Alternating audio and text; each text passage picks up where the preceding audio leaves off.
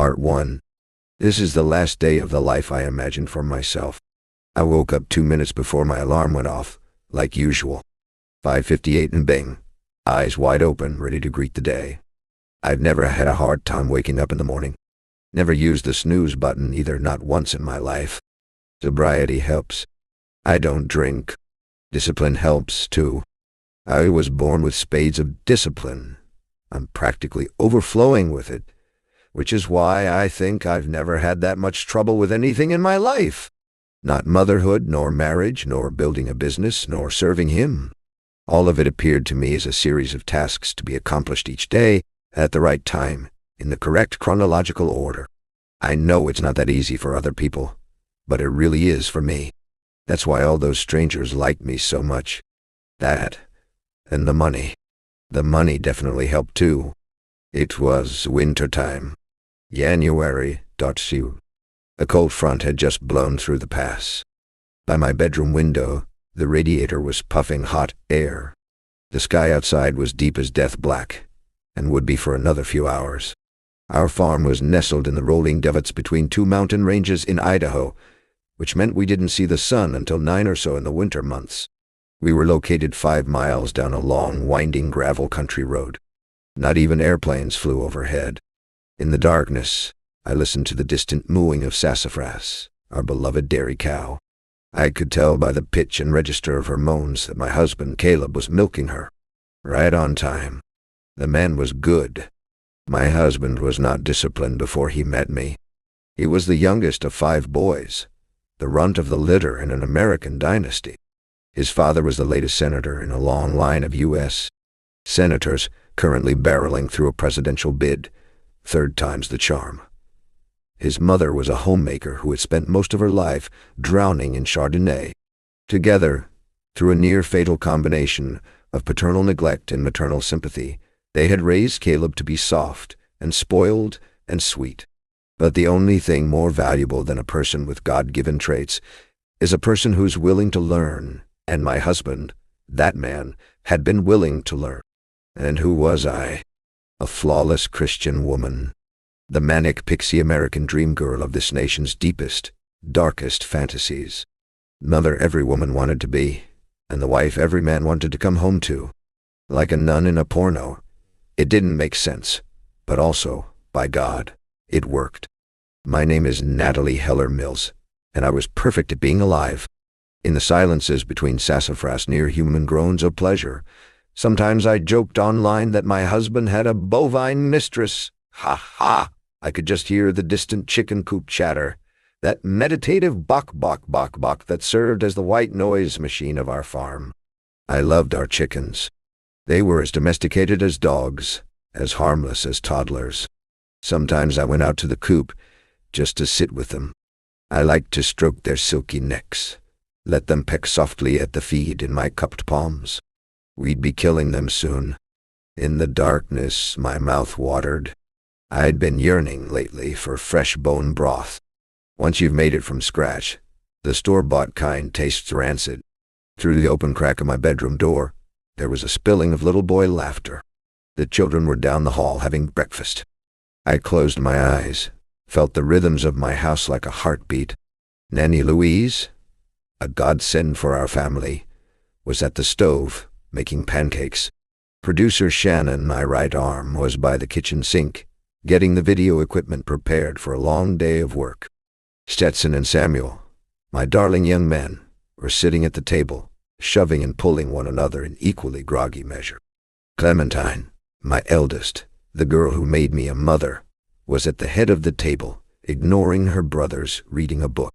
Nanny Amy, our second in command, was moving through the far corners of the house, waking up each of the littles, kissing sleepy eyelids, tugging my 2 toddlers gently forward into the day.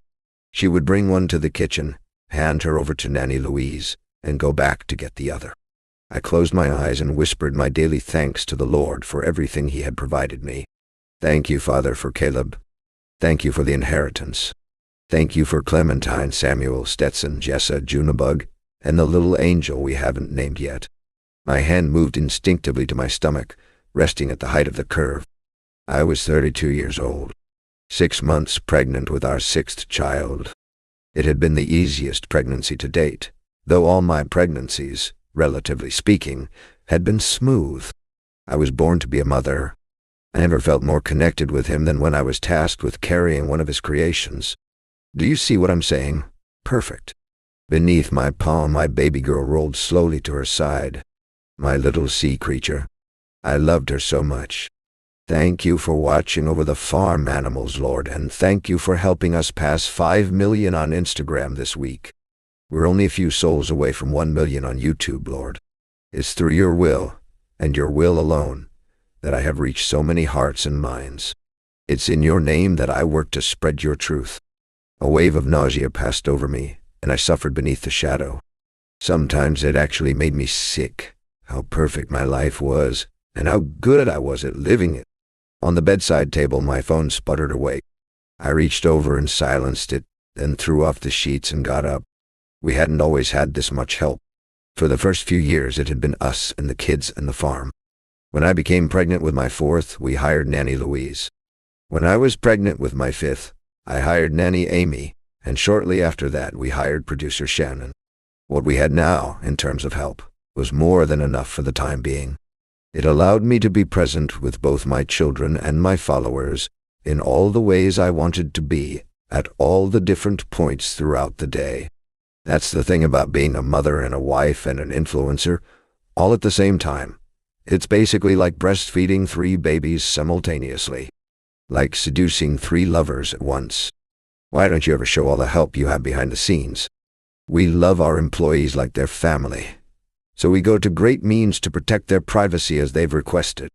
I wouldn't be able to forgive myself if my social media account ended up compromising them in any way. When I stepped into the kitchen, producer Shannon was in the corner, fiddling with a tripod, and my 4 oldest children were eating breakfast at the table, each wearing a thick wool sweater. Nanny Louise was helping Jessa, our 3.5-year-old, as she poured orange juice into her glass. I can do it myself, Jessa whined. Nanny Louise, who also served as our homeschooling teacher, nodded and said, "Of course you can. Look, why, you're doing it right now. All by yourself. Big girl." Jessa grinned, the verbal pronouncement of her autonomy enough to make her forget how Nanny Louise's hands never left the cup. "Big girl," she echoed. Nanny Louise tipped the glass, and my little girl drank greedily. I watched with approval as the pulp dripped down her chin. The orange juice was homemade. The tutorial would go online later this week. "Good morning," I said to the room. 5 heads swiveled toward me. A chirpy chorus of "Morning, Mama" came in reply. I made my way around the table, kissing each perfect cheek, ruffling each perfect head. All my children, even the boys, wore their hair long. The girls looked just like me. Freckled, narrow faces, soiled dark hair, expressions prone to penetrating seriousness. Catch one of us in a pouting moment, and you'd be forgiven for summoning images of some 16th century martyr on a hunger strike. As for the boys, they looked like Caleb. Ruddy cheeks, big toothy smiles.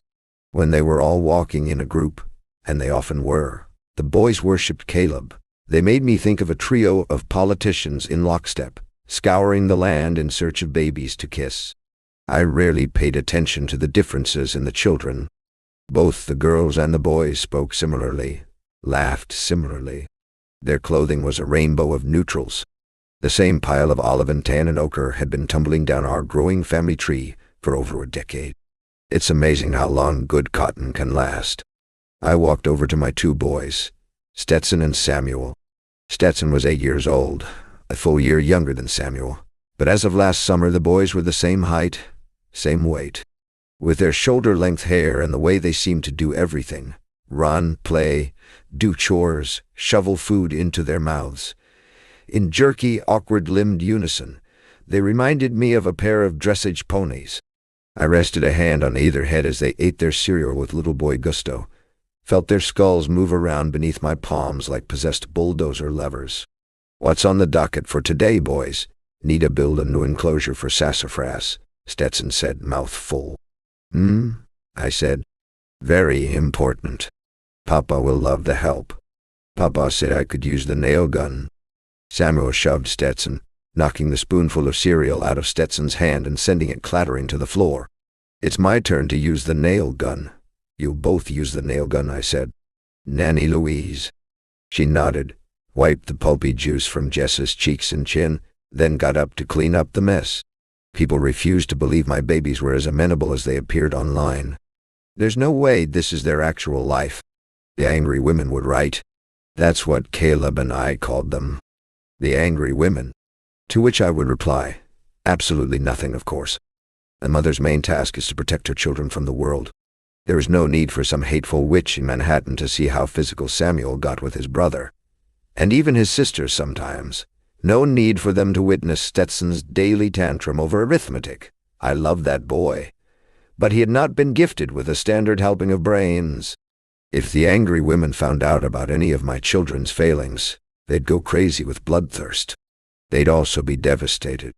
None of them realized it, of course, but they needed me as much as I needed them. It was a symbiotic relationship. I was a shark, and they were 5 million tiny fish, nipping at the nutrients along my belly. Little idiots. They were desperate to eat me. They had no idea I was the one who was keeping them alive. How does it feel to know that millions of people around the world know intimate details about your children? I show only very selective moments of my children's lives. And besides, none of them have any access to screens. Have you seen the studies, by the way, of what screen time does to children's brains? If you ask me, my children are much better off in this household, where they occasionally show up in videos from my account, than in some other household where they'd be staring at an iPad all night. I mean, really. Sympathetic cluck. It's an epidemic. So sad. You should look into that. You're up early, I remarked to producer Shannon as I poured my coffee. Couldn't sleep, she said. She was frowning at one of the knobs on the camera, twisting it one way, then the other, a grumpy expression on her face. When Shannon first showed up at the ranch, she was 19 years old, a Barnard dropout with pink hair and a nose ring who was willing to do professional work at a student rate. Now she was 21. The nose ring remained. The pink hair had been abandoned in the name of her natural brown. I wasn't sure if that was an indication of any personal identity shift, so much as a practical acceptance of the realities of living an hour away from the closest city. Not exactly many options when it came to qualified hair colorists near a 500-acre farm. I paused, then said delicately, "Are you having those dreams again?" She looked at me. "Who told you about that?" In the dreams, Shannon stood on the nearby hillside, watching the farm burn to the ground. The house, the chicken coop, the gardens, all aflame. Car-sized balls of fire raining down from the violet heavens. As the fire spread across the fields, she would run, or try to run, while the barn collapsed, the animals screaming in the rubble. Sometimes she could see us in the distance, waving to her, saying something, and sometimes, when the dream lasted this long, she could see beams of light shooting down from the heavens, shining grace onto my children and Caleb and me, saving everyone but her. "Nanny Louise is worried about you," I said, which was more diplomatic, I thought. The Nanny Louise is sick of being startled awake in the middle of the night by screaming. All our farm employees lived in a set of rooms above the stables, next to the homeschooling classroom. "I'm fine," Shannon said. "It's no big deal." She leaned past me to plug in a battery charger. For a moment we were silent, standing side by side in the small corner of the house where we spent nearly all our waking hours together. "You might just have the most beloved kitchen in America these days. Can you tell us a little bit about it?"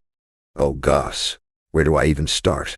Through the camera's discerning eye, the cooking space was perfectly cluttered. A half-filled mason jar of water here, a flower spill there, a few forgotten flower stems strewn across a worn-looking cutting board. It looked like a space where a mother worked, like a kitchen in the real world, only obviously better than anything the real world had to offer. People think they want minimalism. They think they want a house absent of stuff, when in fact a perfectly uncluttered home makes them want to kill themselves. A space must always look lived in for someone to want to live in it. This is a completely obvious notion, when you take a moment to really think about it. But most people don't take a moment to really think about anything. Most people are morons. Another bonus of this area of the kitchen was that it was right next to a long row of windows, So the light, once the sun rose, was a perfect, soft, bright, at any hour of the day. Just standing near that kitchen corner made me look and feel a good 6 years younger. God-given plastic surgery, I called it privately, though I wouldn't dream of saying something like that online. The angry women would eat me alive. Have you ever had any work done? Laugh, laugh, laugh. God, no. I'm sorry. No offense to others who have.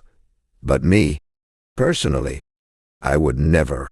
Shannon was looking blankly at the windows now, which seemed on these early winter mornings to offer a portal into a world shrouded in black. I knew she was thinking about the dreams. It was clear she didn't even have an inkling of an idea of what they meant. How could she be so dense? God was clearly trying to reach her in about as direct a way as he could. He was sending smoke signals and carrier pigeons and writing messages to her in the sky, and she was ignoring all of it. She'd probably schedule a call with some scam artist dream interpreter before she even considered that her brain might be offering her a non-metaphorical insight. It was a shame to watch her totally bypass revelation, but not exactly surprising. Shannon's partially Barnard-educated brain was a blunt instrument, secular and smooth. It was about as suited a tool for speaking directly with God as a pair of rubber spatulas were for open-heart surgery. And why might the Lord want to reach Shannon so badly? Well, Shannon had misbehaved. Shannon looked up at me, and our eyes locked. My cheeks flushed for having been caught staring at her with such an openly judgmental look on my face. By the way, she said, my new phone arrived today. Thanks again for letting me do the rush shipping option, of course. One of the children had dropped Shannon's phone into a puddle, apparently, a week earlier.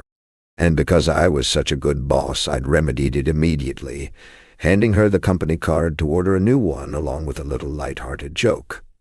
Wouldn't want you to be stuck out here without access to the real world.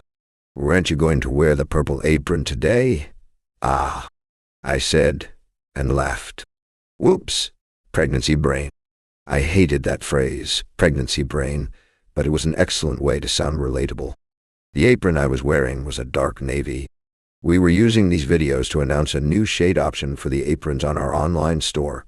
$35.99, 100% cotton, buttons made of recycled plastic, made in Spain. I'll go get it now. As I left the kitchen, Nanny Amy walked in with my toddler, Junebug.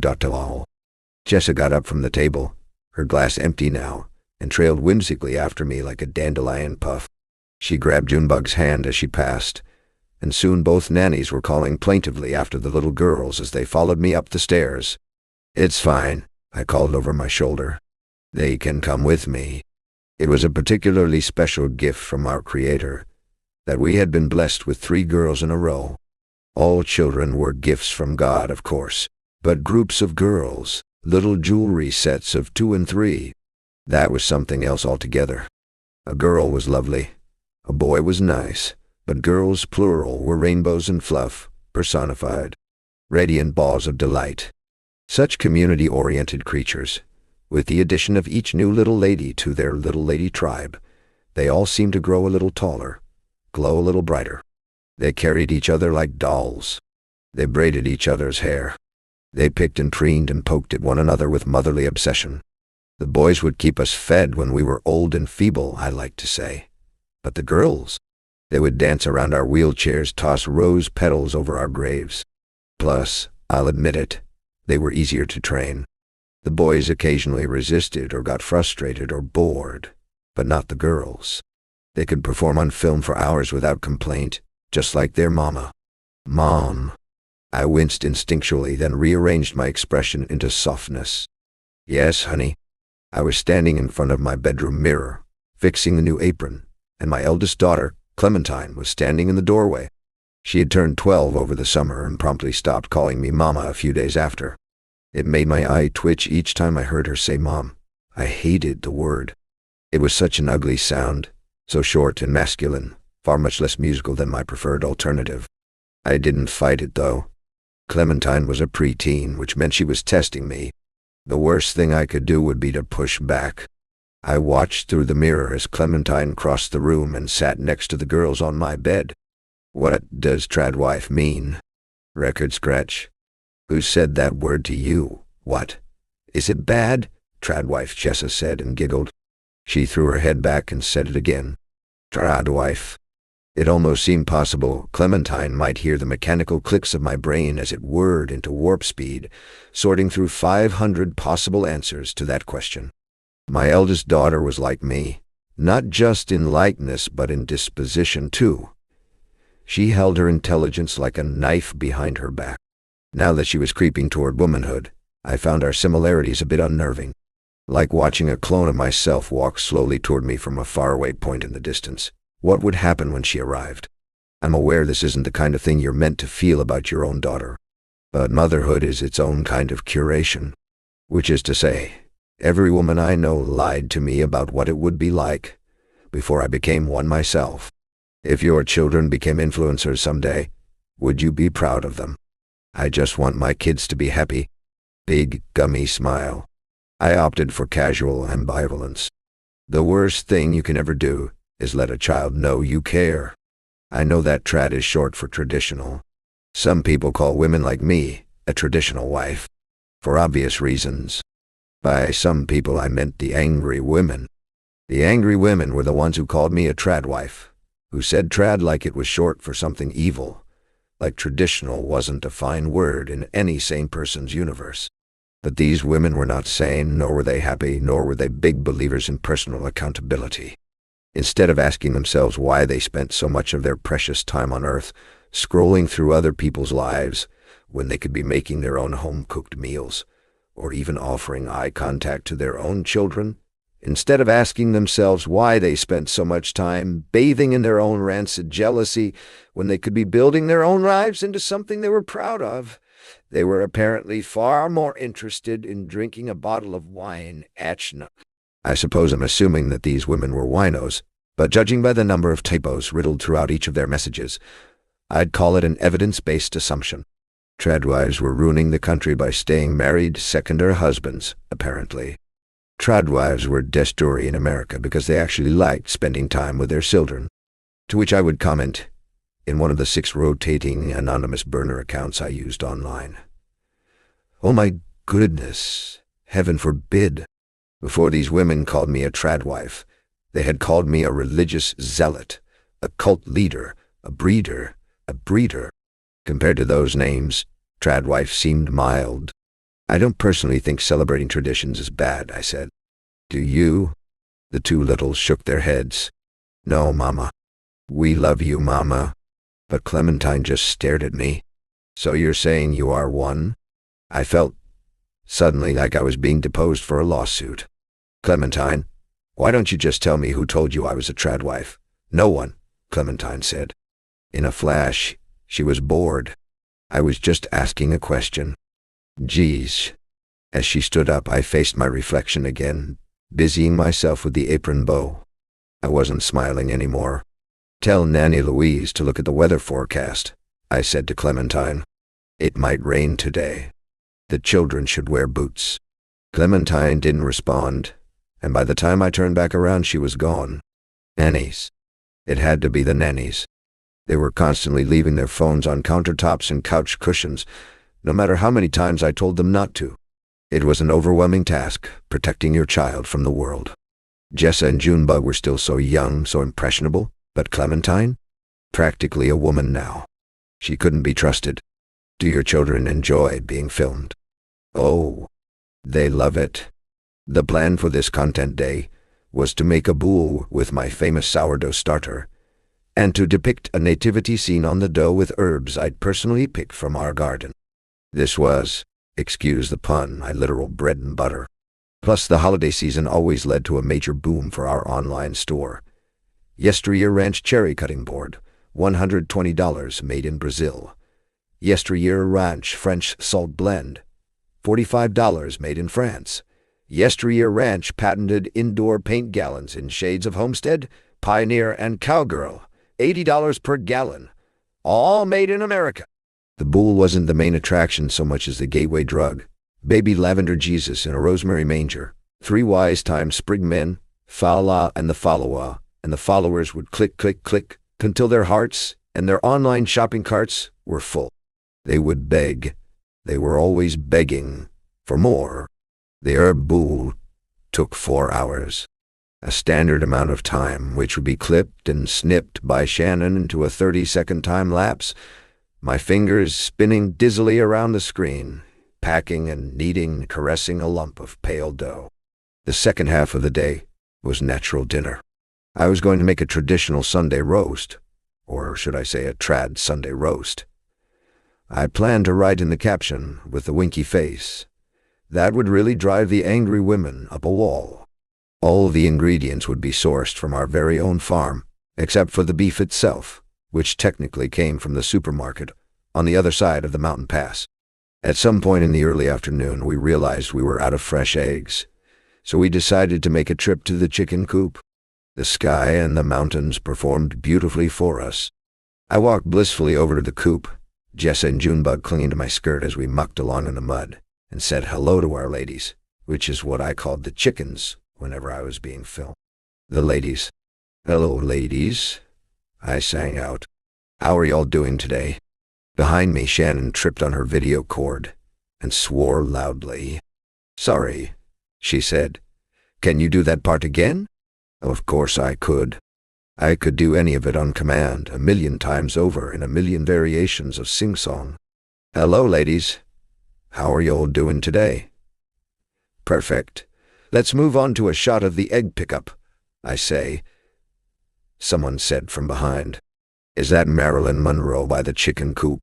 It might as well have been. I rolled my eyes and laughed, had a single moment to smooth my skirt and pray that Shannon was still filming before Caleb strode into the coop, grabbed me by the waist, and dipped me low. He kissed me while our daughters cheered. Then he lifted me back up, grinning as I slapped him playfully on the shoulder. "You got my boots all dirty.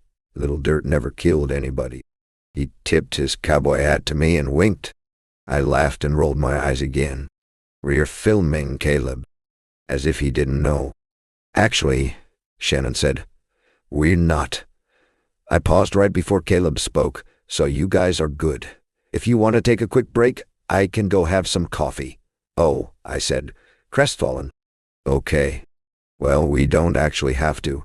But Shannon was already trudging away with the camera, walking quickly toward the house. Caleb patted my behind twice, gently. As we watched Shannon throw open the front door with an unnecessary amount of force, he said, "She still upset?" A surge of emotion rolled through me. "Yes, Caleb. She's still upset. Well, she'll feel better soon. When we—" I looked at him, and he fell silent. "You don't understand women at all." He was about to reply, and I was about to cut him off with an even sharper statement, and then both of us seemed to realize at the exact same time that we were being watched. Jessa, Junebug resilient. Little girls, sweet things, peering up at us. Watching, always. Where the hell was Nenny, me? No matter. It was good practice anyway. That was what I told myself when I found myself under surveillance by a child who should have been under surveillance by someone else. It's good practice. A flawless performance, after all, does not arrive overnight. It takes years and years and years of practice. I leaned forward on tiptoes and kissed Caleb twice, in quick succession. "Get back to work, cowboy." The girls laughed and clapped, and I flushed from the reward. Caleb tipped his hat to the three of us and strode back toward the barn, where he would probably spend an hour or two messing around with the organization of some hay bales. Caleb was very good at keeping himself busy. He was also very good at only ever doing the farm chores that he actually enjoyed: milking sassafras, driving the big John Deere tractor around in tight donuts in the pastures, staying up all night with a laboring sow. As for the chores he didn't enjoy, cleaning, planting, picking, mucking out the stalls, he left all that to the ranch hands. Hold on. You have ranch hands too? Pause. Did I not mention those before? Shit. Consider mentioning pregnancy brain. We have 2 or 3 usually. Just seasonal work. Depending on what's going on at the farm. We need as much help as we can get. But why didn't you? Pregnancy brain. The filming for Natural Dinner ran late. All throughout the house moods went sour. The only board game allowed in our house by explicit demand of my father-in-law. It was important, Doug said, for children to learn the value of a free market as soon as possible. The nannies. Oh, the nannies. They tended to veer toward uselessness during this time of the day. From Nanny Amy, I expected as much. She was a dumb girl from Los Angeles with a perfectly symmetrical face, capable of keeping the kids alive, and not much else. But from Nanny Louise, who was 5 years older than Nanny Amy, and had a master's degree in education, I expected more. She was like family to us. Did you just say your nannies are like family? Silence. I'm sure you can understand that there's a long and controversial history of white women calling the people who worked for them family. Longer pause. Soft, knowing smile. No, that's not right. Soft, unknowing smile. Better. Next question, please. Ladies, can I speak with you for a moment? The nannies looked up from their phones. Clementine has been using someone's phone unsupervised, I said. She asked me what a tradwife is today. Well, Nanny Amy said, then paused. I trained my smile on her. What? I mean. Another pause. She looked like a muppet with a gummed-up jaw. I resisted the urge to step forward and work her mouth open myself. We'll be more careful moving forward, Nanny Louise said.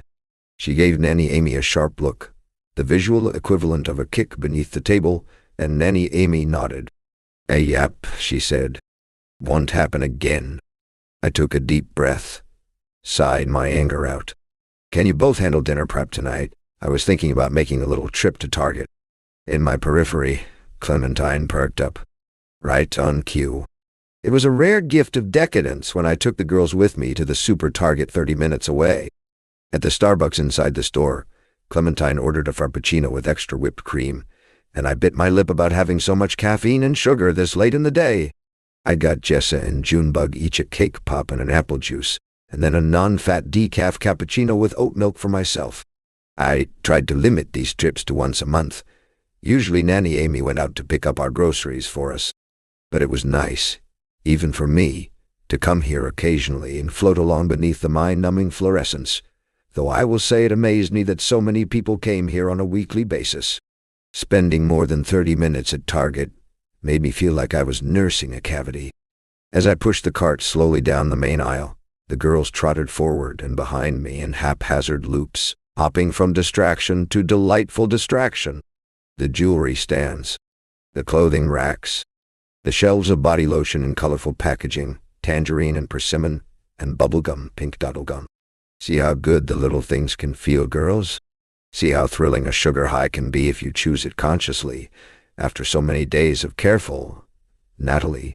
I paused, looked around, pretended to be confused, when really I was thinking, oh, Jesus Christ. Not you.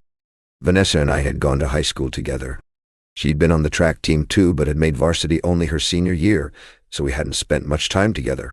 She was in nursing scrubs now, standing by 2 overflowing shopping carts, her preteen daughter glowering behind her with the same expression of profound disappointment that Vanessa had worn at every track meet. I glanced at the cart closest to me. Disposable razors, disposable tissue boxes, a half-dozen slices of chemical-bloated ham wrapped in 3 layers of plastic. I could practically smell the stink of the landfill where all this stuff, all these products designed to be trash, would end up a month from now. Then I looked back at Vanessa, who was now frowning at me with the same sour expression as her daughter, and my heart softened with nostalgia. Poor thing. She'd never won a race in her life. It's so good to see you. I said, it's been, what, a decade? She sniffed, looked at my empty cart. I didn't know you came to Target. Of course I do. I'm human, aren't I? I turned my grin to her daughter. And who is this? Vanessa looked at her own daughter with a strange expression, like she was trying to see what she looked like through my eyes. This is Zoe. Zoe looked to be a few years younger than Clementine. If she recognized her own name, she didn't show it.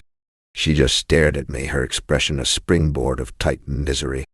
And those ones, I'm guessing, are yours? I followed Vanessa's gaze to see Clementine crouched in the aisle ahead, flipping through a picture book while the little girls peered eagerly over her shoulder. A flush of pleasure ran through me, stronger than any artificial sugar high. Yes, those are my girls. The oldest is Clementine, and the younger ones are Jessa and Junebug. When I turned back to Vanessa, she was smirking. When was the last time I'd seen a grown woman smirk? You know, I really admire your commitment to the olden days with those names. My smile shrank by an inch. Here we go. Vanessa had grown up in a strict, devout family, much stricter and more devout than my own, but she'd since emancipated herself from her parents, and now liked to write long-winded diatribes about her terrible upbringing via Facebook statuses that garnered, on average, 3 to 5 likes a pop. Vanessa wanted the world to know she was modern now. She'd changed. She ate organic, except when she got her groceries at Target, apparently. Self-proclaimed progressive women like Vanessa were chemically addicted to hating women like me. I knew that. I knew this woman got embarrassingly drunk at family parties and pulled up my Instagram page, showing anyone stupid enough to walk past that she knew this woman personally. She knew her in high school, before launching into some recycled slur of a speech about how all traditional people are idiots, all religious people are idiots, all religious people are idiots, all people who choose to live a different lifestyle than hers are idiots. People who choose to live a different... Women like Vanessa, with their expensive latex foreheads and their I'm with her bumper stickers, they didn't know what they wanted. They couldn't possess a truly principled stance even if someone injected it straight into their faces. Lord knows they couldn't take responsibility for their own lives. So they blamed their unhappiness on me. The dumb, ignorant, backward-thinking tradwife. Never mind the fact that I graduated in the top 3 of my high school. Never mind that I got straight A's at Harvard, studying global religious history while Vanessa ping-ponged her way through the ruins of the club rugby house at Michigan. Yes, I'll admit, I checked in on her Instagram from time to time too. Never mind the fact that I lived my life actually adhering to all the principles they love to virtue blast on Instagram. Eat local. Support small businesses. Reduce waste. The angry women could say what they wanted, but facts were facts. I was a woman of principles. A woman defined by principles. No amount of money in the world could have gotten me to take a nibble of the cancerous ham in that Tetris-packed cart. No amount of smooth-brained social acceptance could have gotten me to name my daughter something so toothlessly trendy, something that so desperately shouted, "Pick me," as Zoe. Couldn't it? Sorry, Lord. My anger was getting the best of me these days. It was a problem that needed to be fixed, and I planned, I really did, to fix it. If I'd had a little more time, I swear I would have fixed it. It's wonderful to see you, I said smoothly. You should bring the kids over to the farm sometime. I peered down at Vanessa's sullen ogre of a daughter. I bet you'd love to see where ham comes from, wouldn't you? Vanessa let out a tiny moan, as intimate and shameful as an accidental fart in mixed company. Her face turned a bright shade of pink. I knew it was the kind of threaded offer that would catch in her molars. She would know the offer was half-hearted but still considered the possibility anyways, because Vanessa probably wanted to see my picturesque little farm in person more than she wanted anything else in her life. The chickens, my ladies. The big red barn which photographs so beautifully in any kind of light. The gardens. Oh, the gardens. The pseudo-erotic fantasy of us baking my signature lemon zest cake together, the two of us laughing at some stupid thing, our children playing peaceably together in the background. None of it would ever happen, and yet, the idea of that impossible day would sit there, growing bacteria in the back of her throat, for the next week, or month, or year. A profoundly humiliating desire as strong and confusing an animal as the ones that inspired her to watch lesbian porn on low volume while her husband was sleeping next to her. She was definitely the kind of woman who watched lesbian porn on low volume while her husband was sleeping next to her. Grind away, Vanessa, I thought, smiling beatifically. Go ahead. Give yourself a migraine thinking about me. A notion so pleasurable it was worth the guilt that came wrapped up inside it, like a penny candy. She would think about my famous little farm for a year, and then she would bite the bullet and order one of my branded Dutch oven sets, $250 made in Taiwan, and she would mail it to a friend's house, one whose name I didn't recognize, so that I never found out that she personally gave me money. That's how much this woman hated me. That's how much she hated herself. "Say you'll come sometime," I said one last time, smiling wide. "Please, just say it." "Thanks," Vanessa said shortly. "I will." She looked like she'd swallowed a bottle of Advil. I beamed in reply. We said a few more pointless things, long enough for Vanessa to take a few more obvious glances at my body, noticing no doubt that the skirt hanging loose around my hips was the very same one I'd worn in school a decade earlier, and long enough for me to pointedly ignore her body altogether. Do I even have to say it? We said goodbye. As I turned the corner with my girls, Vanessa threw him a middle finger at my back. I didn't see her do it, but I felt her do it. I swear I did. And who could blame her? I had the life she always wanted, the life she still wanted but could no longer admit.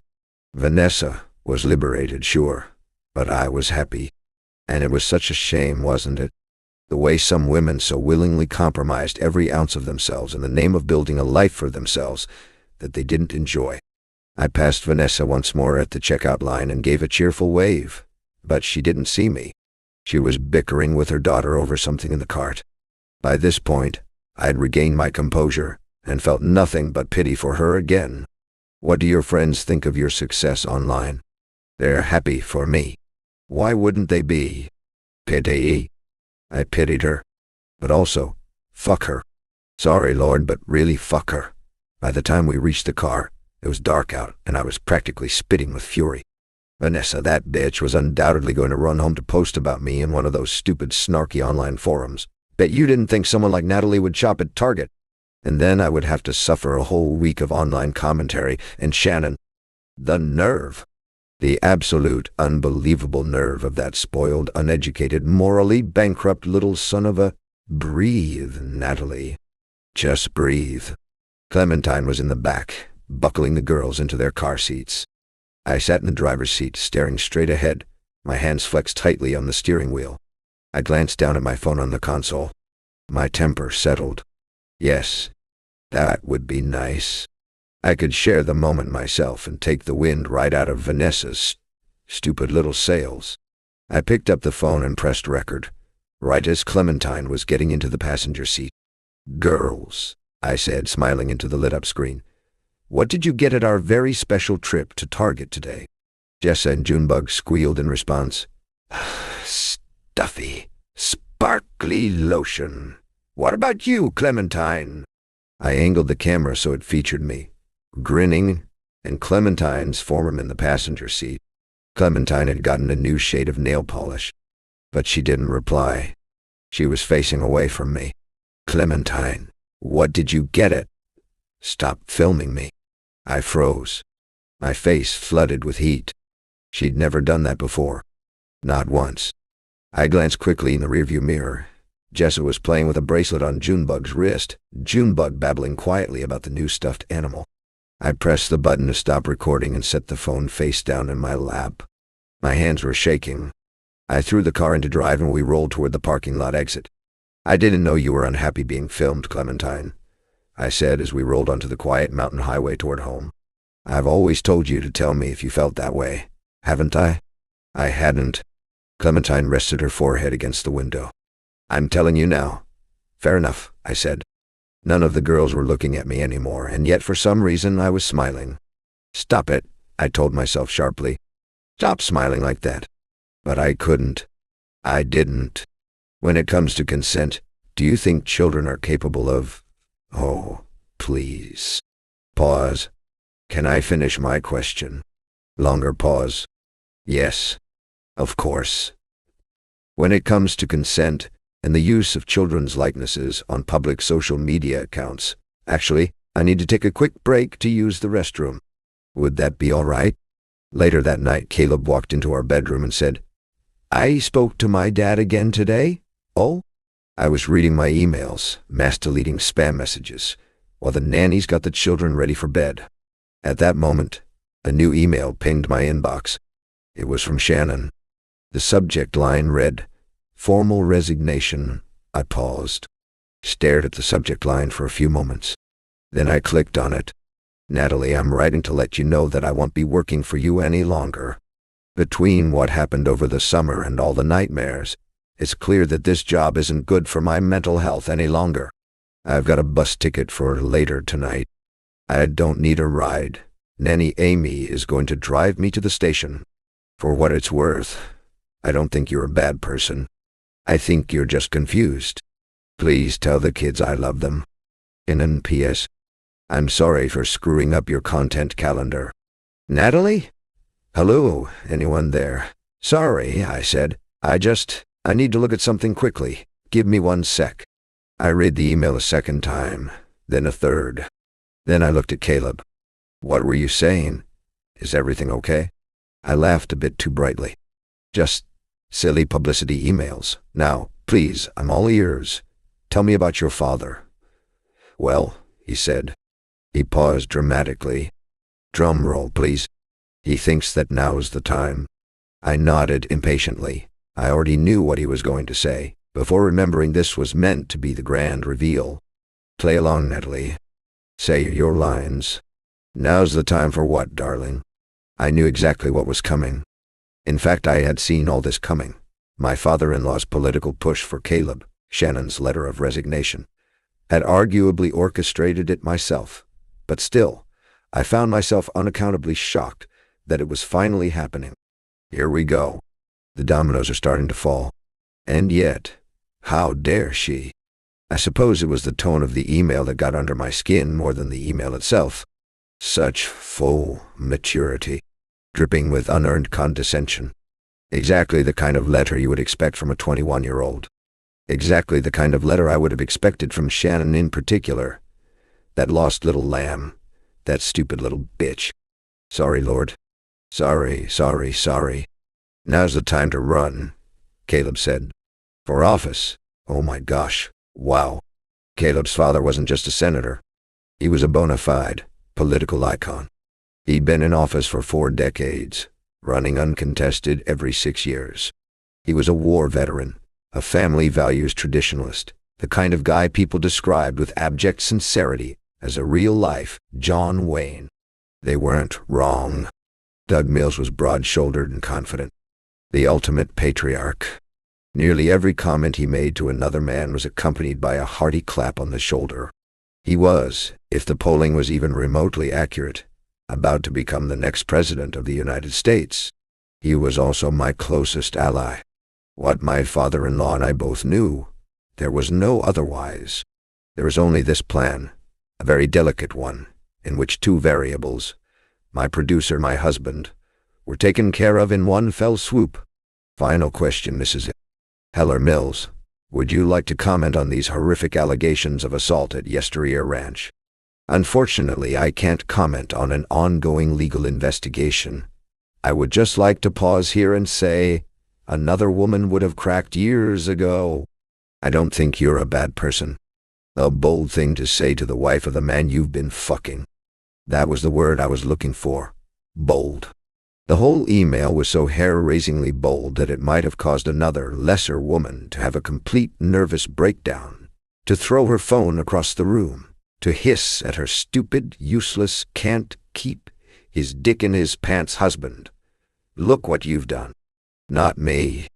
As I stared at my philandering moron of a husband, I gave myself a mental pat on the back for all the work I'd done over the years to harden myself against the world. We were facing down the barrel of our first PR disaster. I could already see the headlines. Allegations royal, insta-famous family. Even worse, is Natalie Heller Mills a cult leader? Former producer speaks out. Would a headline like that ruin a nascent political career? Assuredly not. America didn't care one iota about morality when it came to politicians. If anything, we expected them to be a little sleazy. It might improve the odds for my coddled husband in the heartland. Might even give me a boost in followers, too. That poor pregnant woman, doing her best to keep her family together. Really, if you think about it, this whole situation would make for a hell of an Instagram post. But I was getting ahead of myself. There was no need to think about that now. No need even to tell Caleb about the email just yet. This was not the kind of thing my husband was capable of dealing with. Not the kind of thing who, despite his best efforts, still wore his masculinity so roughly and unnaturally, as if it were an ill-fitting sweater I'd forced over his head, would be able to fix. If he knew, he'd only make it worse. He'd do something completely idiotic like drive to the bus stop and beg for forgiveness from Shannon in front of a crowd of strangers. "I think it's a great idea," I said, exactly like I'd practiced. "I bet you'll be president one day, just like your dad." Caleb's face lit up in relief. He would never admit it. He'd spent half his life running away from it. But this was the only thing he'd ever truly wanted, to be just like dear old Dad. "Now," I said, "let's pray on it." We kneeled together at the foot of the couch. I pressed my forehead into my clasped hands and tried to breathe the anger out of me, but I couldn't. It was like a germ. It just kept replicating in my stomach. Usually my husband's failures were easy to forgive, but tonight I wanted to kill him. I could practically see his insipid prayers float past me in little Comic Sans thought bubbles. "Please keep my kids safe, Lord, along with the chickens. Help my wife continue to love me. A blowjob would be nice, Lord, and if it's not too much, I'd like the strength to become something memorable. I'd like to become a legend." All men wanted to become legends. It was so embarrassing.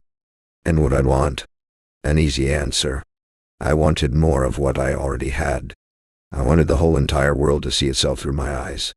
A new level of influence. That's not the kind of thing you ask for directly, though, so I settled for something simpler. "Please let this plan work, Lord. Please don't let her win. And please give my husband a spine. I'm tired of needing to borrow mine." And Part 2.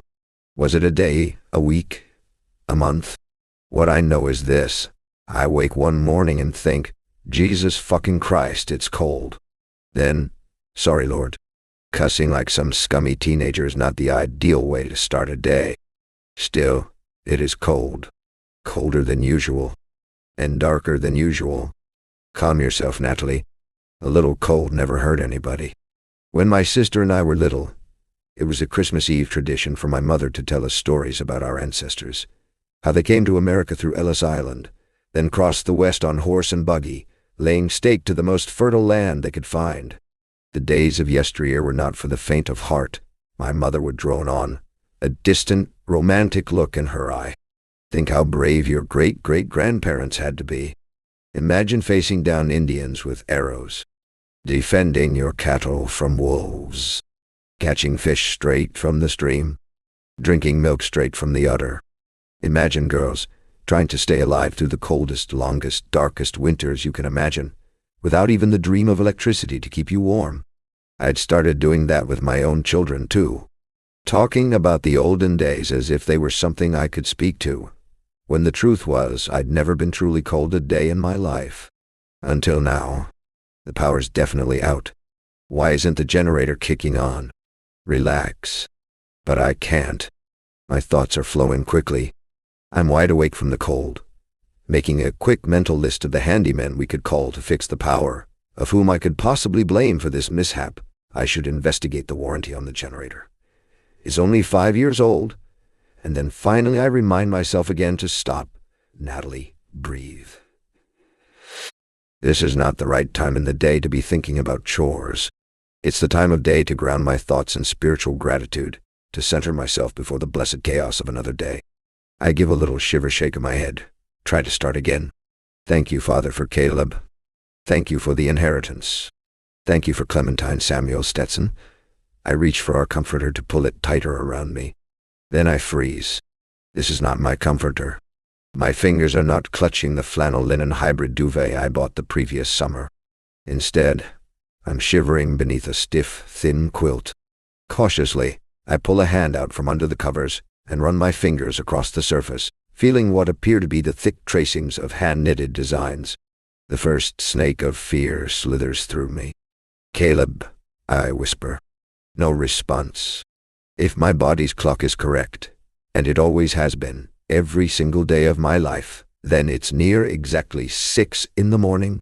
Surely Caleb is already up and out of the barn, performing the daily milking.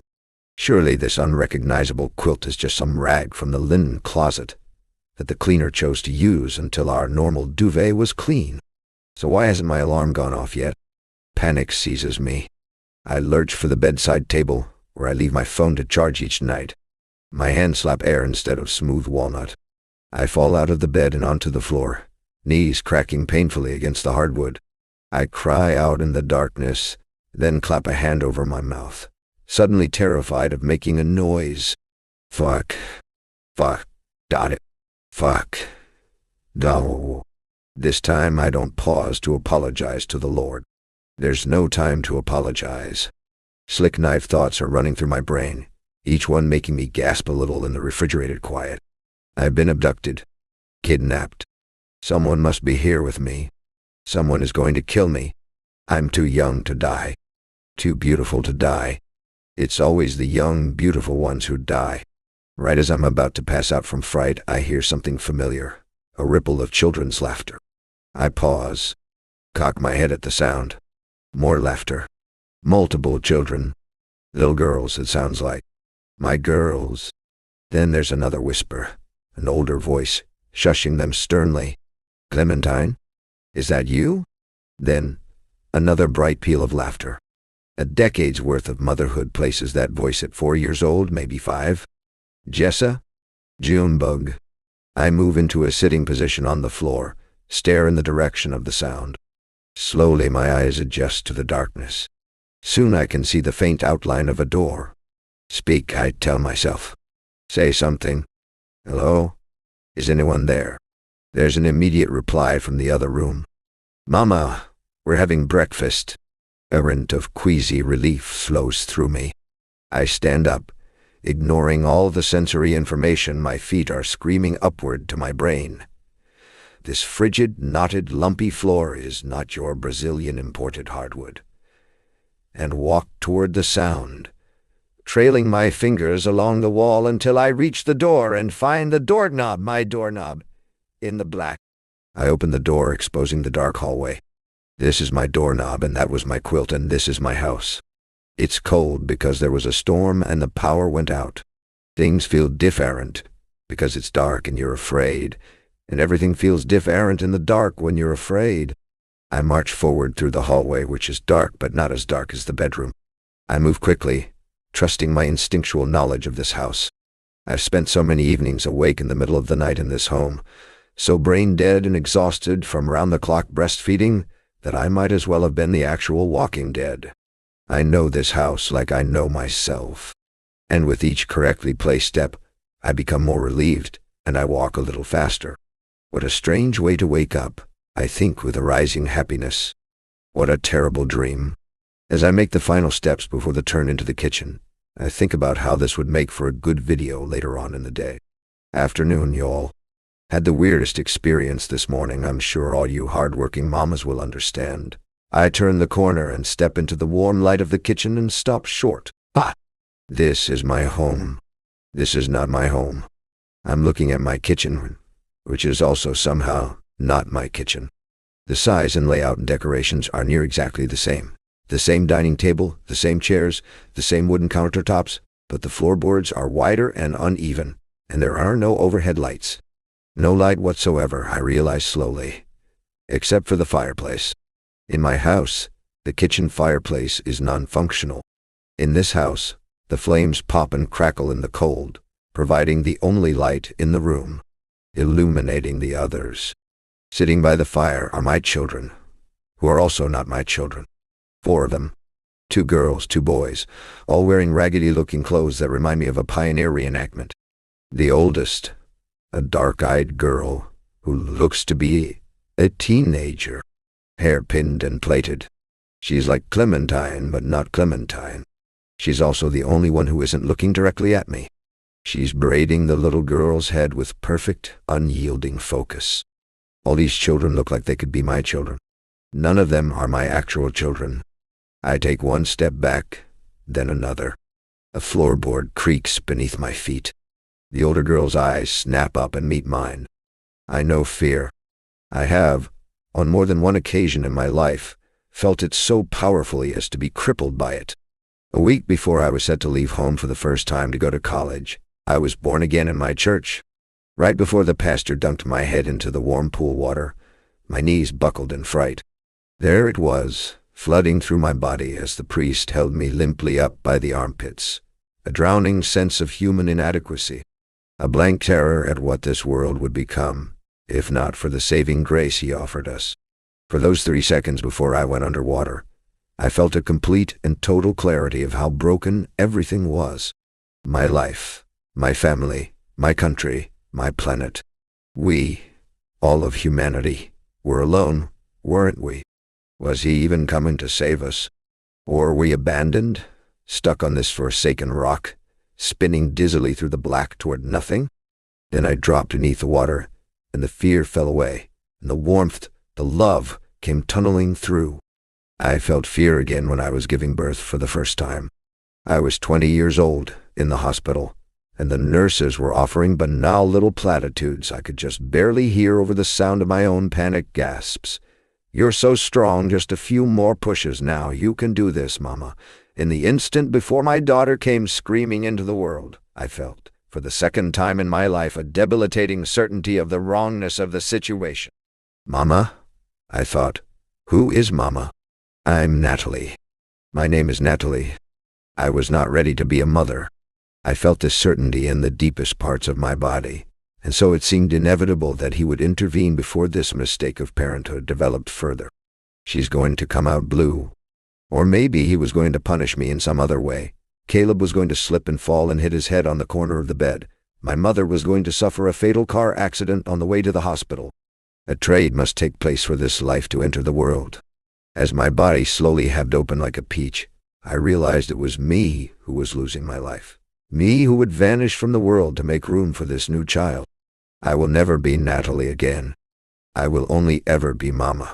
For one single moment, I wished the child gone. Not just out of me, but out of this world. Ira said. Then the room was filled with her bellowing, and the fear fell away, and the love, or something like it, came tunneling back through. I thought I knew true fear. But this, what I'm feeling now, is not a fear I've ever known. The feeling inside me is big and black and bottomless.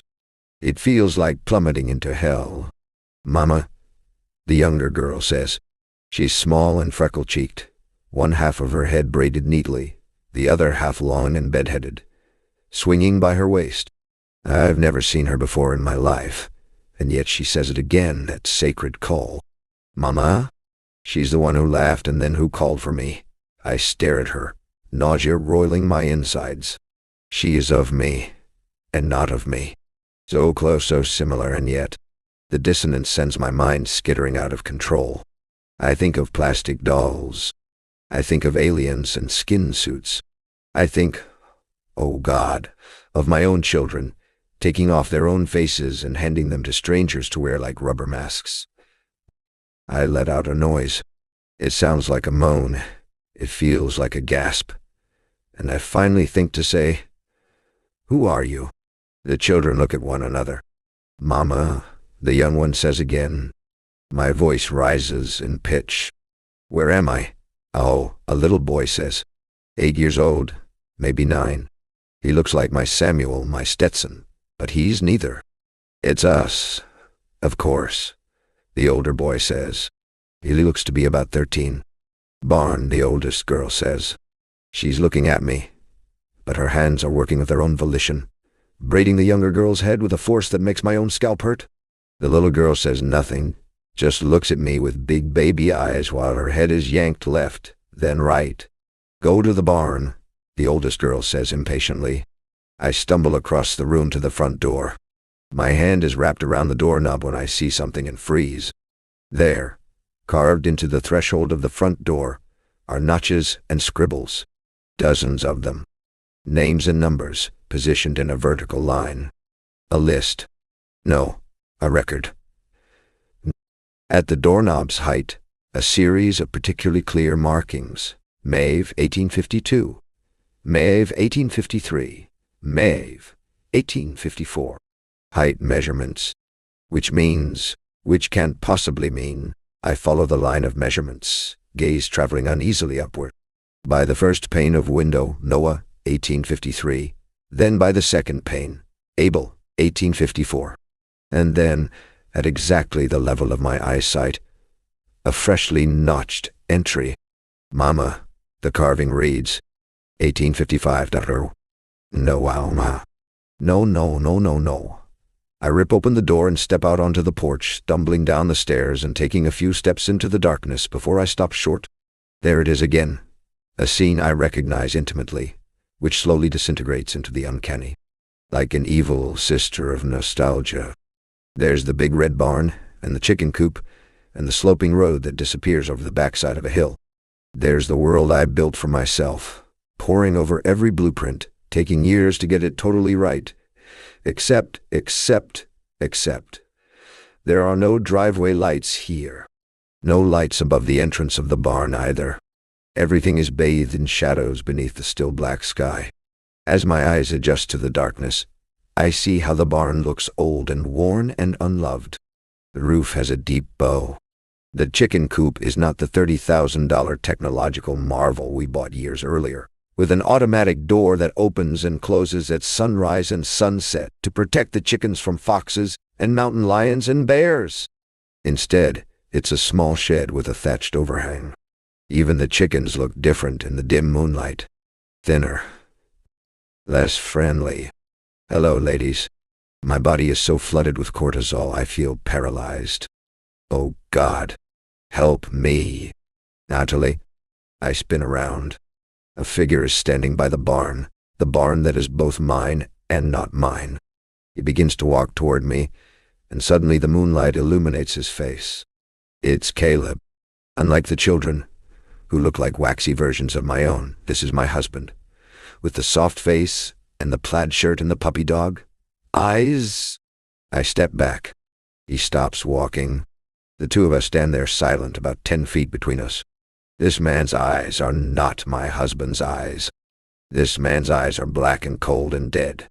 The more I look at him, the more unfamiliar he becomes. He's Caleb, and then he's a distant relative of Caleb's, and then he is a stranger, an older man, staring at me in the dead of night. Distantly, I register how cold I am.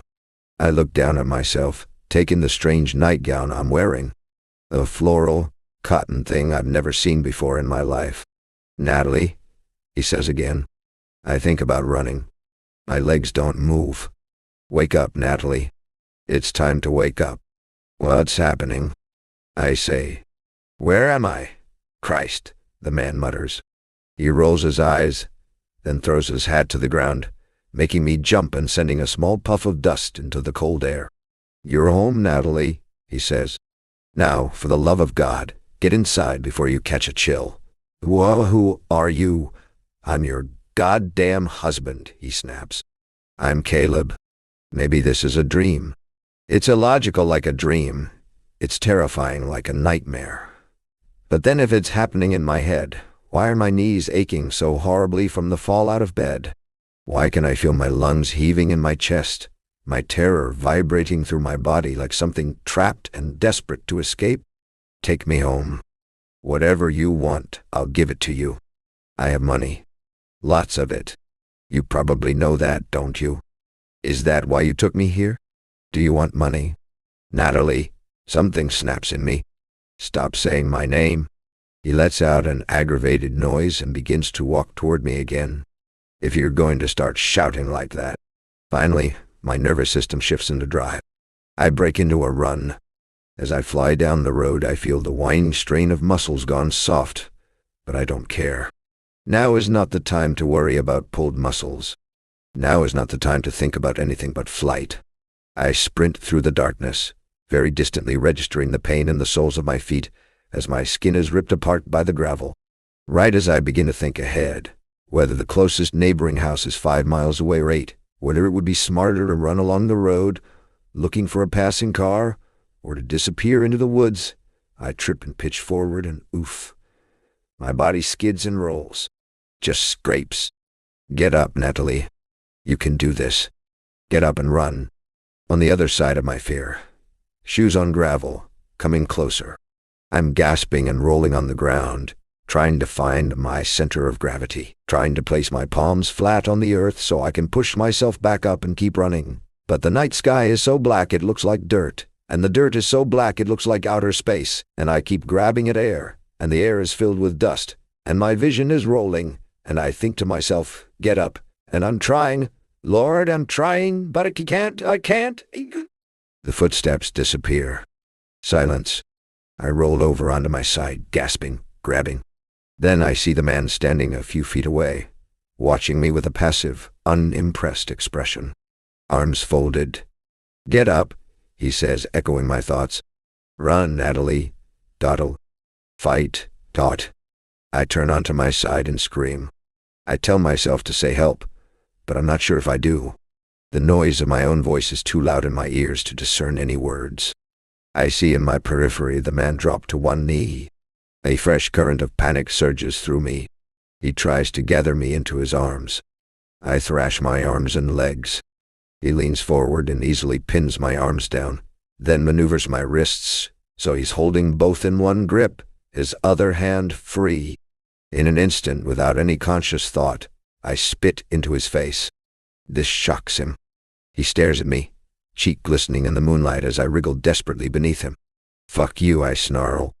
The first time I've ever said that phrase aloud in my life. The man wipes his face with the back of his sleeve. Then he says, a good wife doesn't speak to her husband that way.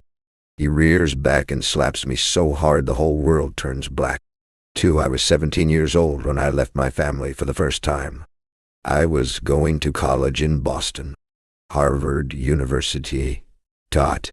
Remember what I said about being disciplined? Yeah. By the time I was 12, I was practically running my weekly Sunday school lessons, while the actual teacher, some neighborhood dad who reeked of booze and liked to hit on the girls in the confirmation class above us, slept off his hangover in the back. Sharp as a tack, my father used to say about me, be careful, or you might get pricked.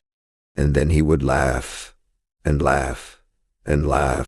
That's all I remember about my father. He died when I was 10. At least that's what my mother told my sister and me to say when we moved to our new town in the southwestern corner of Idaho, 4 hours away from where we'd grown up. Tell the teachers your father is no longer with us. You had to give it to her with that rhetorical sleight of hand. She wasn't lying. She hadn't committed a sin. He was, technically, no longer with us.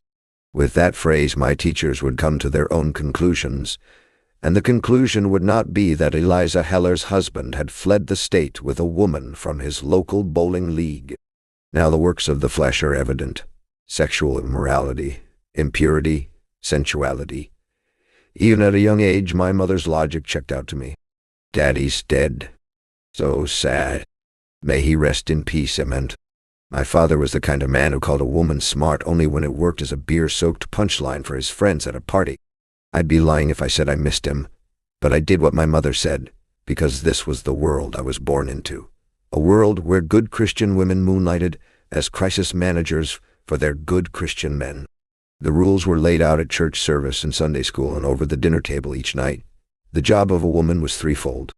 Be a mother, be a wife, and keep the household clean. Oh, and don't forget to smile. And so I came of age in a small mountain town.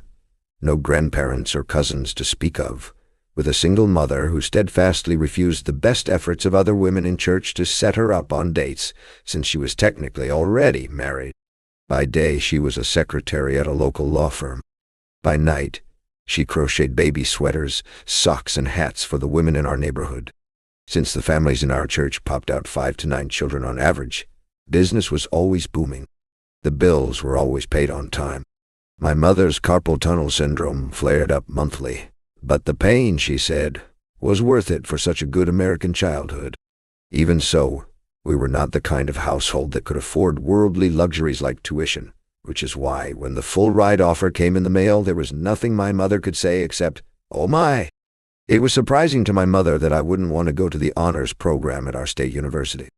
Surprising, more generally speaking, that I would want to venture outward into the world, when the world so clearly had lost its way. Out in the coastal cities, nuclear families were an endangered species. Children ran barefoot in the streets while their fathers philandered in third-floor walk-ups. and their mothers smoked crack on the stoops. Some women didn't know they were women anymore. Some men didn't know they were men. The birth rate was plummeting. Humanity was self-immolating. The white race was going extinct. These were the prayers my mother sent to the Lord each night while I packed for school down the hall. Keep her safe, Lord. Lead her from temptation. Deliver her from evil. In the name of the Father, the Son, and Holy Spirit. At the airport, my mother and sister hugged me goodbye. Don't do cocaine, my sister Abigail said fearfully. She was 2 years older than me, with a heart-shaped face, wide Bambi eyes, and a crumb of a diamond ring on her finger. She was engaged to her high school sweetheart, a pimple-faced corn dog of a young man with a bad temper, Bryce. Together they were enrolled at the local community college. Abigail had no intentions of ever leaving our hometown, or of reading a book that was written by someone whose name was not Paul, or David, or John. Remember, Natty, my mother said, just remember to be kind. Her expression was bright with piousness, almost oily with it. She kept glancing around at the other Idaho families in the ticketing area, nearly all of whom were dressed like us, in long prairie dresses with hair braided down their backs, and nearly all of whom were larger than us by a factor of 2 or 3. Nearby, a woman led a line of 8 children to the baggage drop, a fat stack of passports in her hands, an expression of beatific exhaustion on her face. My mother watched them pass, her face almost naked with regret. In our community, a family with only 2 children was suspiciously small, the opposite of blessed. Well, what could you do? Her husband was no longer with us. Everyone believes in something, she said, still watching the family. You can reach anyone if you show them kindness. I know, Mother. Tata Diane. Her attention snapped back to me. I'm serious, Natty. Be nice. I swallowed a hiss. I didn't want to fight, but it was a low blow for her to end the goodbye on this, the greatest shame of both of our lives. I was not, and had never been, a very social girl. I was polite and well-mannered. I was reliable and hard-working and clever. Concerningly so, my mother would say to women at church when she thought I couldn't hear. But extroverted? Not so much. Friends? Technically none to speak of. It's not going to be a problem, I said. I meant it, though not in the way I knew she would take it. This was, secretly, why I was going to Boston. I was going to a school and a city where intellect would matter much more than being likable. Bostonians, as far as I could tell from what I'd read at our desktop computer back home, were famously smart and famously uninterested in pleasantries. That kind of world was undoubtedly the one where I belonged. I hugged my sister and mother one more time. Then I gathered my bags and marched forward to the security line. As I inched along, I felt an urge to turn around and wave to my family one more time. But then I thought of Gomorrah, of what happens to women who look over their shoulders at the world they leave behind. The Lord rained down burning sulfur on Sodom and Gomorrah. Thus he overthrew those cities and the entire plain, destroying all those living in the cities, and also the vegetation in the land. But Lot's wife looked back, and she became a pillar of salt. Don't look back, don't look back. What happened to the women in the Bible who looked forward, though? What about them? I couldn't remember, but there was something about the notion that felt instinctively wrong to me. It sniffed of greed and felt worryingly close to witchcraft. Do not turn to mediums or necromancers. Do not seek them out, and so make yourselves unclean by them. Best not to take the risk. And so I found a seat at my departure gate and stared pointedly at the carpet, determined not to look forward or backward until the flight attendants called for my group number, and the rest of my life began. 3 after Caleb and I bought the farm, we met with several architects and contractors to discuss a renovation. Most of them scratched their heads at our demands. The house on the property was from the late 1800s, but had been fully renovated just a few years ago. The windows were new, the appliances were new, the roof and the light fixtures and the floors were new. And now we wanted to renovate it. Again? You do realize this will cost $500,000, the first architect said. You do realize the resale value will be cut in half, the first contractor said. Are you both completely insane? The second, third, and fourth architect said. I wanted to feel like stepping into a time machine. I kept repeating in every meeting. I wanted to feel authentic. Authentic to what? One of the architects asked. Then I would add the 5 most important words in any business meeting. Money is not a concern. The 6th man we spoke with was the one we decided to work with. He didn't try to talk us out of any of our plans, nor did he raise his eyebrows when I listed my requests. I wanted the dishwasher and microwave and all modern kitchen appliances to be hidden from view. I wanted a clawfoot tub absolutely dripping in natural light. I wanted wide plank floors that felt like they'd been ripped straight out of the Mayflower herself. I wanted all the aesthetics of the olden times and all the amenities of modernity. And I wanted this seemingly irreconcilable set of desires to be somehow reconciled via a series of impeccable design decisions. As I spoke, this contractor, an older man who'd worked for decades in the area, took notes prodigiously. At each of my requests, he would nod and say in a quiet monotone, "We can certainly do that, ma'am." Right before the meeting ended, the contractor looked at me with a totally straight face and said, "Will you be wanting indoor toilets, ma'am, or would you prefer an outhouse?" I laughed stiffly. "Indoor toilets are fine. Great." He shut his notebook and looked at us. "Let's build you 2 a time machine. Welcome to the time machine." I'm lying beneath the covers of that god-awful quilt, curled in the fetal position. I have no idea what time it is. I've woken from what felt less like a nap and more like anesthetized surgery. My left eye socket is pulsing in a steady throb. The skin on my palms, forearms, and legs stings horribly. My feet don't hurt so much as they feel unnervingly warm, swollen with blood. My brain, too, is ringing and spinning in a way that makes me wonder if I have a concussion. "Wake up, Natalie." "Mama, we're having breakfast." "Go to the barn." A good wife doesn't speak to her husband that way. Oh, it's us, of course. I'm your goddamn husband. Mama 1855.war. It's hard to think right now. Literally. I can actually feel, the muscular effort of conjuring thoughts, as if every word is a rock I must find, and then pull from the mud. It must have been that man who carried me back to bed after he knocked me unconscious. Caleb, allegedly. An older version of my Caleb. Old Caleb.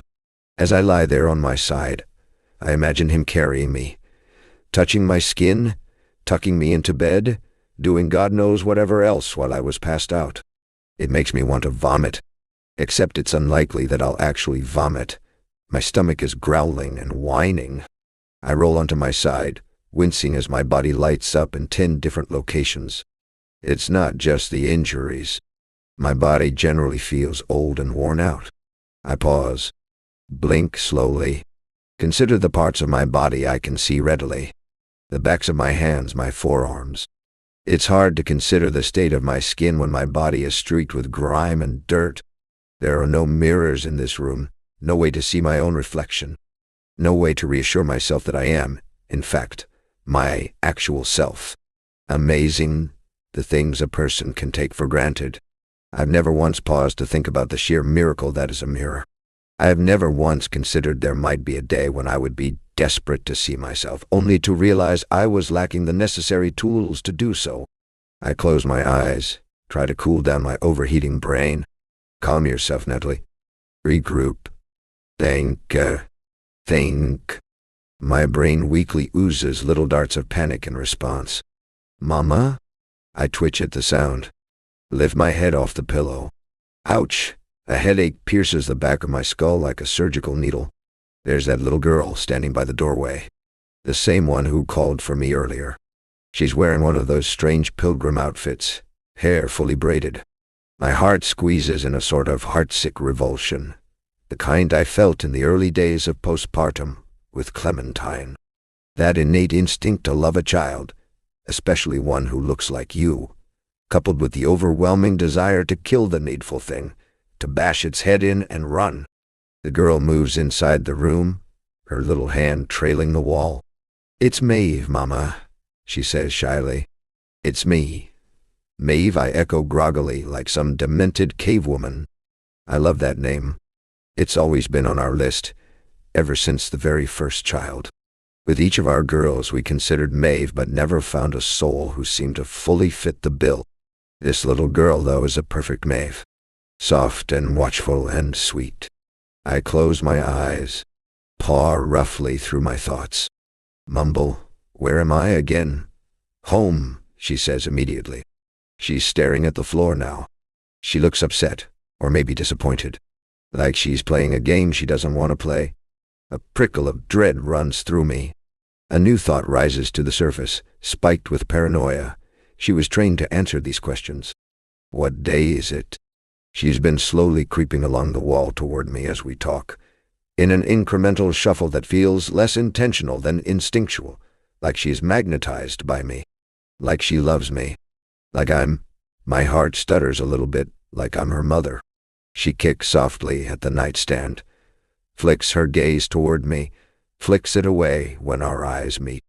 Wednesday. My brain latches onto the information with such quick and immediate relief. This is a word we know. This is a day of the week where we are from, that it takes me a few moments to realize I can't remember what my last day was back home. What do I remember? Such a simple question, and yet it feels impossible to answer. I remember my mother and my sister.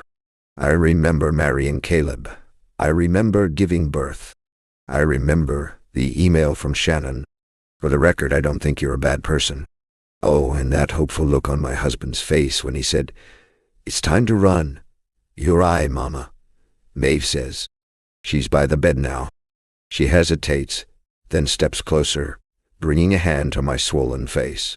I flinch and close my eyes, preparing for the shudder of pain. When nothing happens, I open my eyes. Her finger is hovering above my skin. She knows what a bruise is. She doesn't want to hurt me. "Hungry, Mama?" My stomach rumbles in response. "Yes, I admit. Very. Come to the kitchen. Come have a biscuit." I hesitate. "Where is your father? Your boss? That man?" "Out working," she says. "With Abel and Noah." Abel, Noah. Names as biblical as they come. How old is this girl? She looks like a 6 or 7-year-old, but she speaks like she's 3 or 4. For a shameful moment, I want to grab her by the shoulders and shake her little body until the truth comes sputtering out of her like vomit. When was I taken from my home? How long has it been? What happened to me? Are my children and husband looking for me right now? Are the toddlers having meltdowns? Is the baby screaming for me? The baby. My hand flies to my stomach. My little sea creature. The baby's gone. I'm not 6 months pregnant anymore. My mouth gapes open in a silent scream. Throughout my life, on so many different occasions, I've wondered with genuine curiosity how people were able to move through the world without faith. In college, I watched the girls in my hall so proudly emancipate themselves from every institution that shaped them. Their families, their country, their creator. They were insistent on snipping every last one of their tethers to the mortal universe. It was unfathomable to me, the idea of floating forward through the world, held up by absolutely nothing. What kept you from plummeting? As Maeve guides me down the hallway and back toward the kitchen, her little hand tightly gripping mine, I remind myself I'm not alone no matter how much it feels like it. Even though I walk through the darkest valley, I will fear no evil, for you are with me. Your rod and your staff, they comfort me. I remind myself with more than a little bit of unease that nothing is accidental. Nothing in this world happens that is not a part of his plan. Visions of martyrs dance in my mind. Women burning alive, children losing their heads, so some man's faith might be restored. My hand drifts back to my stomach, and another wave of lightheadedness passes through me. I'm not some sacrifice, am I, Lord? The kitchen is quieter now. The 2 boys and the man are, as Maeve promised, nowhere to be seen. The older girl is bent over the kitchen table, her back to us. As we walk closer, I see her stirring something that looks like cake batter.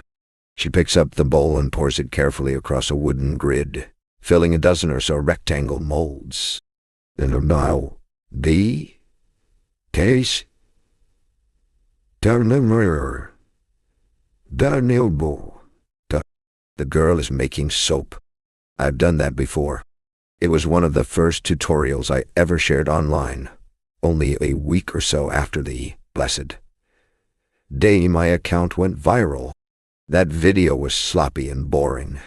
I recorded it in one long take, wrote a painfully trite caption, "Cleanliness is close to godliness," and uploaded it, then watched with abject horror as all of my new followers shredded it to pieces. Why is this chick even famous? This video is so out of focus. Lol, did someone accidentally lobotomize Martha Stewart? In the year following that moment, I made a dozen more soap-related videos, each one cleaner, and more well-executed than the one before. Before long, the praise outweighed the anger, and the anger itself shifted in tone from criticisms of the execution. Why is she even famous? To criticisms of the concepts inherent in the video. Who has time to make soap? When that happened, I knew I had won. Now Maeve drops my hand and runs over to the table, where she climbs into the chair next to her sister. "Mama wants a biscuit," she says. "Mama can wait until dinner," the older girl replies. Maeve is now distracted by the materials on the table, and so she doesn't answer, instead reaching for a small wooden bowl filled with lavender sprigs. She grabs a fistful and dumps the flowers unceremoniously over the center of the grid, so that half the molds are covered completely in purple, and the other ones are untouched. "You have to spread them evenly," the older girl says. "Let me show you." She takes her own fistful of sprigs and scatters them perfectly across the remaining untouched soap molds. I point at the lavender sprigs. "Who taught you to add the herbs?" The older girl turns to face me. "You did," she says calmly. "It was you. Drink this," my new college roommate commanded, and shoved a plastic cup into my hands. Her name was Rena Magliotti Tot. Standing before me in her branded jeans, with her branded headband and branded sneakers and branded t-shirt, she looked like a walking, talking directory for the nearest luxury mall. It was the first night of college. We were hosting a pre-game, the definition of which had been provided to me approximately 15 minutes earlier. I held the cup up, raising my voice to be heard over the rap music playing from the speakers on Rena's desk. "Is there alcohol in this?" "Don't worry," Rena said dismissively while she poured another cupful. "You won't taste a thing." I sniffed the cup, strawberry jam, and then blushed to the sound of laughter. A few girls were sitting on Rena's bed. They looked identical to the poster collage of models framed on the wall above. Modern, manicured, and just a little bit surly. "It's basically juice," one of them offered. The other girls snickered again. Neither had opted to sit on my bed. They hadn't even stepped over into my half of the room, which held the small handful of things I had brought from home. A hand-stitched quilt, a framed picture of my family, a desktop computer paid for by my scholarship. No posters on my side of the room. I nodded politely, though it was starting to bother me. The way these women refused to answer the questions I did ask, and pretended to hear questions I didn't ask. Still, my mother's voice bellowed through the hallways of my brain. "Be nice." Was it more important to the Lord that I abstain from alcohol, or get along with strangers? I took a sip. It was surprisingly sweet, less like juice, and more like syrup, not unlike the fake wine they offered out at church service each Sunday. I closed my eyes, then took a larger gulp from the cup, and then another, ignoring the girls as they laughed again, ignoring Rena's whoop of support. "Hell yeah, Rumi," as the juice dribbled down my chin and dripped onto the lace collar of my dress, leaving a spattering of blood drip stains that would never come out. The music was loud, louder than loud. How were so many young women capable of fitting into such a small room? Worse, they all kept talking over and around and past me. From what I could gather, these girls all knew each other already somehow. Friends of friends. Summer camp. Boarding school. Your dad went to? No way, my mom pledged. Across the room, Rena stood in a semicircle of women who all looked like misshapen clay versions of her, and were equally covered in the cursive scrawl of corporations. Standing together like that, they looked like a huddle of branded cows, freshly escaped from the hot iron poke. They were laughing, or screaming. The music, it was really so loud. And the floor, I couldn't see it. Could see only dozens of sneakered feet, moving and shifting like snakes. The floor was filled with snakes. These people were snakes. No. Silly. Sneakers. Not snakes. Was this what it felt like to be drunk? I wasn't drunk. No, not drunk. Well, maybe a little drunk. The room held the atmosphere of a jungle. Every few moments a gust of rank, warm air drifted past. It felt less like we were in a college dorm room, and more like we were standing inside some horrible monster's mouth. Monsters. Mouths. The wicked are estranged from the womb. They go astray as soon as they are born, speaking lies. Their poison is like the poison of a serpent. There it was, the lurch of panic. A tear rolled down my cheek. I was standing alongside, a group of girls who were all talking to one another simultaneously. A strange simulacrum of conversation that was clearly preventing any true exchange of information. One of them caught my eye, then leaned forward and said, "I like your hair." She gestured at my braid approvingly. "It's so long." At once, the torrential monologue ceased. All the girls were looking at me now. The pressure of their collective attention felt like a gravitational force. I resisted the urge to drop to my knees. "It's so healthy," another girl chimed in. They were all grinning at me now. Unnerving. Everyone I'd met so far at college had teeth so straight and white, they barely looked like teeth at all. "Have you ever cut it?" a third said, mimicking scissors. "Have you ever cut your hair?" Oh, that's what was happening here. These girls thought I was dumb. But how? I'd barely spoken enough to identify myself in a lineup, let alone to incriminate my intellect. I cast my gaze across our huddle, caught one girl frowning contemplatively at the juice-stained blouse of my prairie dress. She startled at my attention and looked quickly away. So that was it. My hair, my dress. It signified stupidity to them. Too late. I wiped my tear-stained cheek with the back of one palm and said shortly, "No, I've never cut it." "Woo," they said as one. A desperate, childlike loneliness fell over me. My free hand clenched into a fist. What I would have given to feel my mother's skirt fabric in my grip, for me to look up and see her kind, authoritative expression peering down at me. "Ready to go home, Natty?" "Yes, Mother. I'm ready to go home." "I'd like to leave now," I announced, even though this was my bedroom. "Sure," one girl said comfortingly. "You can totally do that." As I walked away, the beginning of a new overlapping conversation unfolded. "She's Amish, right? I think Orthodox Jewish. Mormons are totally... But have you ever met an evangelical?" For an hour, I sat in a floral upholstered chair in the recreation room listening to the pregames taking place up and down the hall.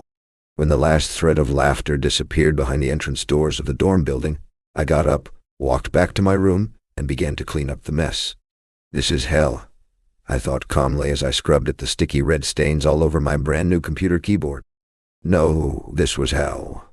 4 hours later, I woke to Rena stumbling into the room with a boy, talking loudly, but in such a way that suggested she thought she was actually whispering.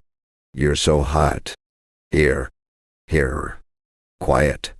My roommate is sleeping." There was the slow creak of her mattress as it sagged beneath the weight of two bodies. The boy didn't speak, but I felt him in the room with us. I heard him breathe. "Come here," she whispered, and he did. Soon the sounds that came from the other side of the room were as intellectually incomprehensible as they were instinctually horrible.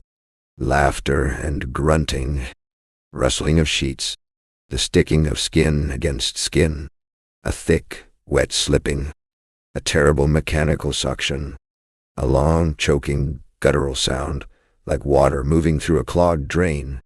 Then, a rushing gasp, not unlike the first breath of air one takes after breaching the surface of a lake.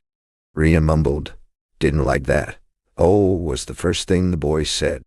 Then, "No worries. Feel sick." Pause. "Want me to go?" I was praying so loudly in my head that it seemed possible they might hear me too. "Please send him home. Please send him home, please. Send him home?" "No," she said. "Oh, good." They moved forward, A minute later, he was pushing inside her. Slower, she said, only it felt like he was pushing inside me. The pain was unbearable. I wanted to scream no, to tell them to stop, please stop, that I didn't want it. I couldn't bear it. But the pain and the fear and the humiliation had snatched the sound from my mouth, and so I lay there beneath the covers, heart still, blood frozen, mouth stretched open in a breathless corpse gasp, and let them have their way with me. And the 10 horns which thou sawest upon the beast, these shall hate the whore, and shall make her desolate and naked, and shall eat her flesh, and burn her with fire. An entire lifetime later, the boy left. Rena got up and moved around our bedroom slowly in the darkness, getting dressed. Then she opened our bedroom door and shut it quietly behind her. I listened to her footsteps carry down the hall and into the dorm bathroom, and then I leaned over the side of my bed and vomited strawberry jam.